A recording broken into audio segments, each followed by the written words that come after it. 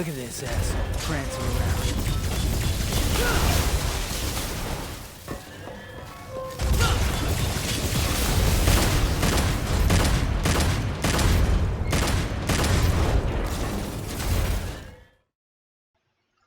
Over the past 3 decades, video games continue to evolve and create atmospheres that draw in big audiences.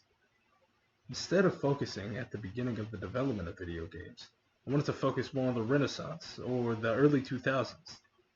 Consoles like the GameCube and the PlayStation 2 and the Xbox were introduced to the world, and it influenced how we viewed playing video games at home. You see, the console industry was flourishing at this time. Games like Halo, Metal Gear Solid, Super Mario, Sunshine, they dominated the consoles. And so basically what those three games have in common really is that they're exclusive games. And how an exclusive game works is that the developers of the game sign a specific contract with a console, and so they will exclusively make games just for that system. And basically that's how the whole console war started, is that who can we grab and sign to get players to sign with us. But furthermore, in the early 2000s, each system had a certain type of fan base.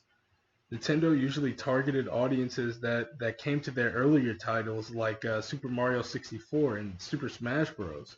It's like they targeted people who had a strong sense of nostalgia for their games, because if you think about it, a lot of their games, like all the Nintendo games, were really future iterations of previous games. So they had a one-up on people, if that makes sense. It was easier for them to grab a market and to stick with it. Furthermore, Sony and Microsoft, they started competing with each other. The PlayStation 2 was Sony's second PlayStation console, while the Xbox, the original Xbox, this was the very first console that Microsoft had ever come out with.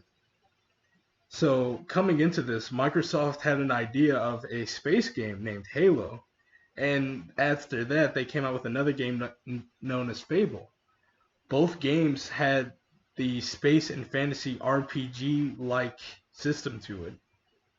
So that was their main focus at the time. It was basically to bring out people who enjoyed the idea of fighting space aliens, and it was a Western RPG game. A lot of people talk about JRPGs now, and a JRPG is a Japanese role-playing game.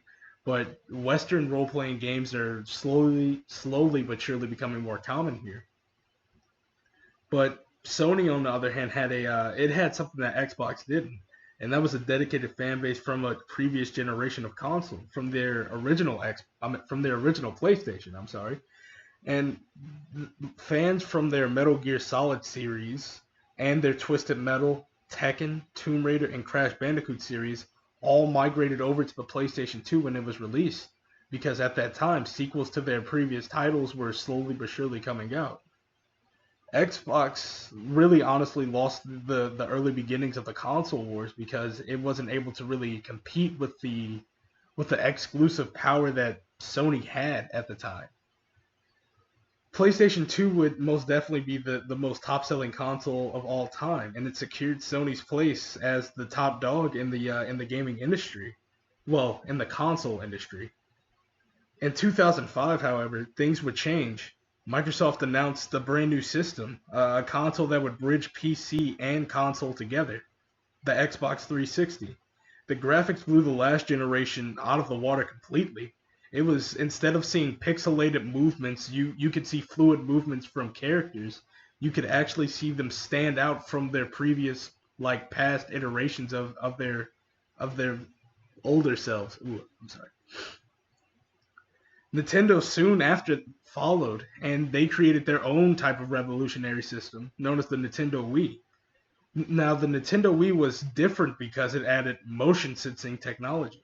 This required the player to actually move with the remote in their hands, and to basically, therefore, it was something that no other console had really tried because of how difficult that technology was at the time. So throughout that whole span, Sony was quiet. The PlayStation 2 was still out, and they didn't really have a console out to compete with Microsoft or Nintendo. It took them 2 years after the release of the Xbox 360 to finally announce their system, and that was the PlayStation 3. However, they waited so long for the game to come out. There was no point. It couldn't really compete. So it was sad to see, really, because the PlayStation 3, in my opinion, had some of the better exclusive games like Uncharted and Last of Us. Those games right there will become staple points for the future of PlayStation because they continue to make games for it right now. But moving along, the Xbox 360 remained on top of the console wars. Microsoft had finally had an edge on Sony, and that was because it came out with its system faster. And not only that, a majority of its fan base saw it as the hardcore gaming console since a majority of high-level competition played on that system. That would all change, however, in 2013. The future of the gaming industry would change yet again. And this time it was both Microsoft and Sony that announced the future. Microsoft announced the Xbox One, and Sony announced the PlayStation 4. Now at the time, the biggest question was which console was going to have the better build inside, because the PlayStation ran games smoother. The graphics on the system were great. They were spectacular.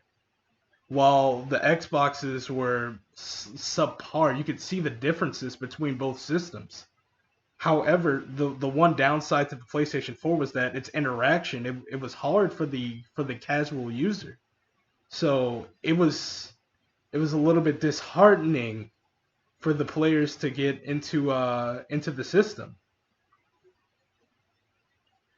However, the Xbox, on the other hand, had something that the PlayStation didn't, and that was a easier functioning dashboard. Your average family member could pick up a remote and easily find like an app that they wanted to use on the system. So both consoles at the time had something that the other didn't. However, things changed really when Activision announced that they weren't going to renew their exclusive deal with Microsoft when it came to Call of Duty. Instead, they announced that they were going to Sony, which a lot of console players realized that, okay, Call of Duty is one of the main hardcore games right now. So if people are leaving Xbox, if they're leaving Xbox, then not a lot of competition is going to be on Xbox anymore. A majority of everyone's going to go to PlayStation. So after that, PlayStation saw a huge rise in sales on the PlayStation 4 because a majority of players realized that a lot of the top competition was going to be leaving.